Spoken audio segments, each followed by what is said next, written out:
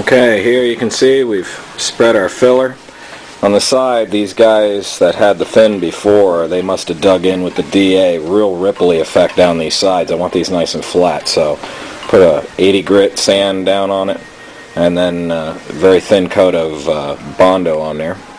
I'll be blocking that out, and then here's those areas that were under the fin that were busted up. And then I just applied a little bit of Bondo on areas that, you know, you don't want to fill with filling glaze, because filling glaze will shrink on you.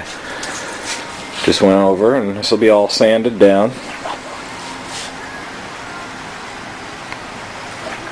Just in a few areas, just a little fill.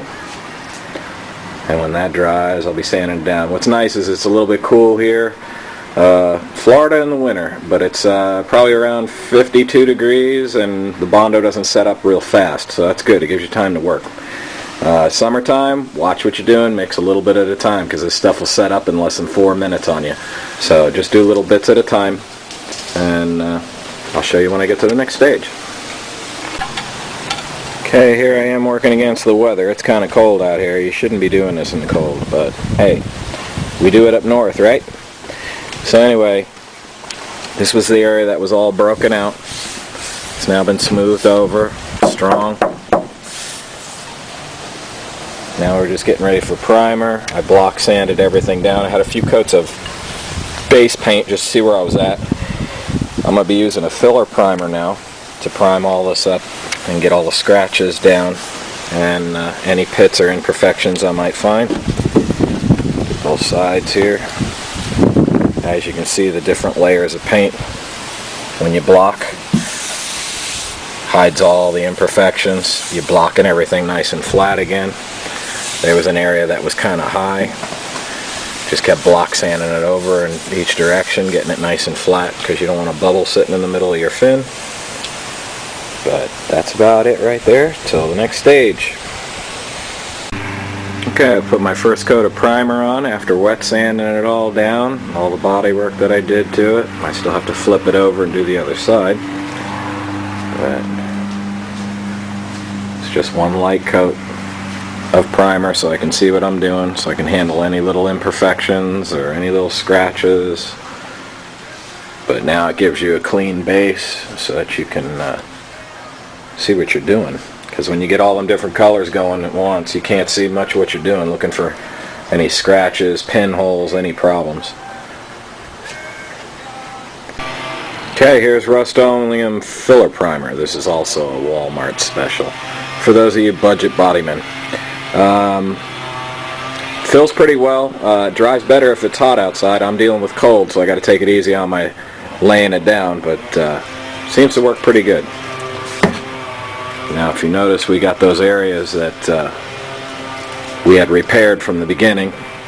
That's the access hole, and then the little holes there to mount the fin to the car itself. But you can see the repairs are done. It's strong. Got a few pits in it yet to clean up. I might not even do it because it's underneath the fin. But structurally it's sound now. And you basically just lay your primer on. Take it easy, don't put a lot on the first try, because you don't want any paint lifting or craziness. If you put it on too heavy, sometimes it reacts. Put a real light coat, just dust it.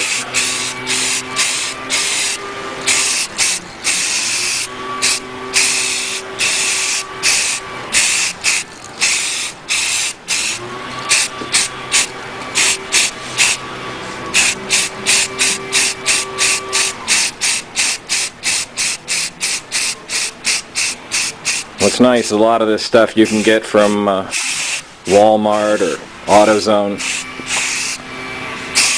You don't have to go to a paint supply store, though. Yeah, it's real nice to be able to buy a gallon of professional primer and all that, but it will cost you hundreds compared to $4 a can, which is all you really need for something small like this. To sit there and spend all that money just doesn't make any sense unless you're doing a professional job. But you can do a pretty decent job just with the home remedy stuff.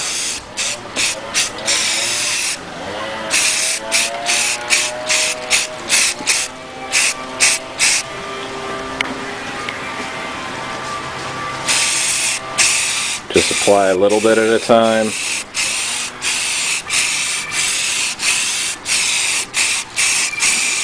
And that fills it up. Okay, this is 3M. This is also from Walmart. This is glazing putty, for those of you that don't know. It's hard to read with this camera. It doesn't focus very well. This is glazing putty. Glazing putty's put on the final. You kind of put it over each area using your mud paddle.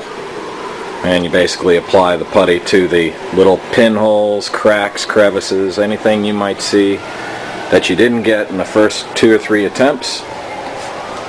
While doing the fiberglass and the Bondo, you'll be surprised how much you don't see until you get it in primer at least.